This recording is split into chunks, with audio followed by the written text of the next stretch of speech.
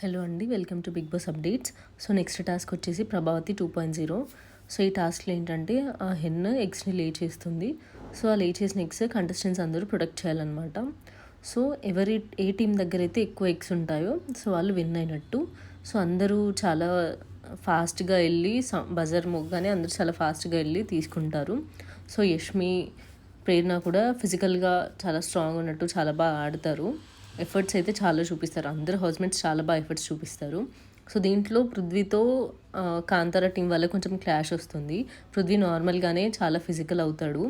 So కొన్ని abused language use చేయడం కానీ, ఫోల్ లాంగ్వేజ్ యూస్ చేయడం కానీ, వాళ్ళ మీదికి చాలా దారుణంగా ఫిజికల్ అవ్వడం కానీ, సో ఆదిత్య ఓం గారు అలా చేయకూడదు కదా, నన్ను ఎక్కిట్లా ట్విస్ట్ చేయడానికి వచ్చారు అన్నట్టుగా చెప్తారు.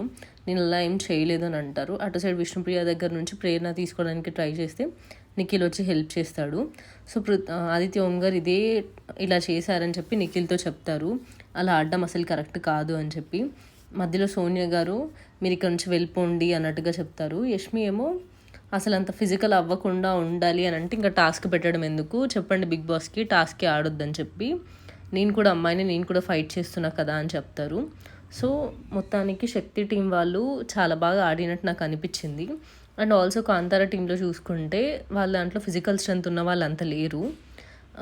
మణికంఠ, ప్రేరణ, యష్మి, ఇంకా ఫైట్ చేయాల్సిందంటే నబీల్ అండ్ అభయ్ నవీన్. ఆదిత్య ఓం గారేమో వీళ్ళ దగ్గర నుంచి ఏమైనా తీసుకోవడానికి ట్రై చేసినట్టు నాకు అనిపించింది. బట్ పృథ్వీ చాలా బాగా ప్రొటెక్ట్ చేశాడు.